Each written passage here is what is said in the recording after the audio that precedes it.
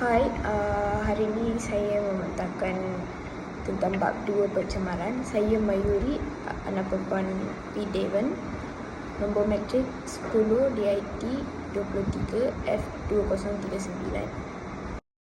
2.0 Definisi pencemaran.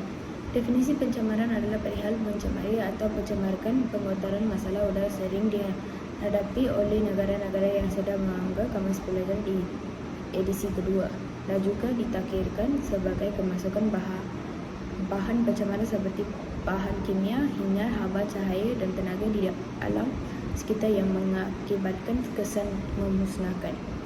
2.1 Jenis-jenis pencemaran adalah udara, tanah, air dan bunyi. Pencemaran udara.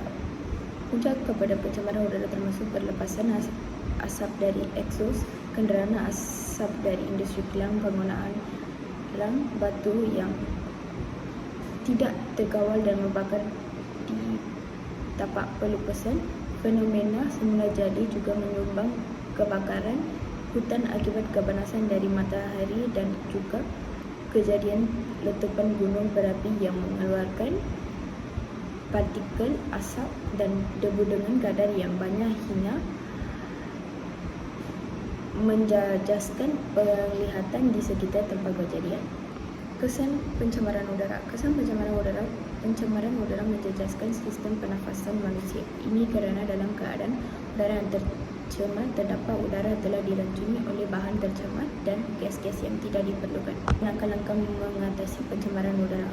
Udara menghijaukan kawasan menggunakan petrol tanpa pelampung. Program kita semula meninggikan serumbung asap dan memasang alat penapis asap dan kempen. Pencemaran air. Air merupakan salah satu keperluan asas manusia. Pencemaran air berlaku berubah yang berlaku dari segi kandungan garam dan warna sehingga tidak sesuai dan akan memberi kesan terhadap manusia apabila digunakan.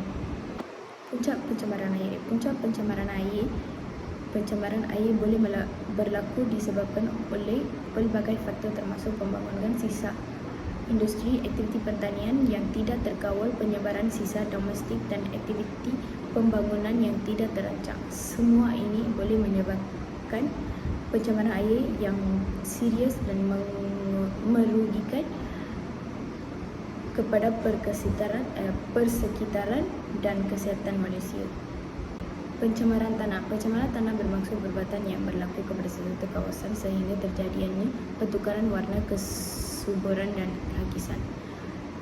Dan juga pencemaran ini disebabkan oleh bahan buangan sama ada berbentuk air atau pepejal. Punca pencemaran tanah. Antara punca perlakuan pencemaran ini ialah pembuangan bahan-bahan buangan daripada kilang seperti minyak, sisa toksik dan sisa-sisa kilang. Sikap manusia yang jarang menghargai alam juga menjadi salah satu punca pencemaran tanah. Pencemaran bunyi. Pencemaran bunyi didefinisikan sebagai bunyi bising yang keterlaluan sehingga menyakitkan telinga. Pencemaran bunyi biasanya melebihi 80 dBA desibel dan pencemaran ini mengikut situasi dan keinginan masing-masing. Pencemaran ini boleh dibahagikan kepada empat bahagian, iaitu kebisingan selenyar, kebisingan flutosid dan hentakan impuls dan kebisingan selang-seli. Punca pencemaran bunyi. Punca berlakunya pencemaran bunyi adalah seperti pembangunan dalam kawasan industri di mana bunyi yang bising akan dikeluarkan melalui pemprosesan bahan jenteraan dan kenderaan. Aktiviti pembuatan ini secara tidak langsung akan menjejaskan ketenteraan orang ramai dan memberi kesan gelisah, kurang rehat, gangguan pemikiran dan lain-lain atas pencemaran bunyi yang dikeluarkan. 2.3 Kepentingan menjaga alam sekitar. Nombor 1, persekitaran yang bersih penting untuk manusia, terutamanya terhadap sistem pernafasan kita.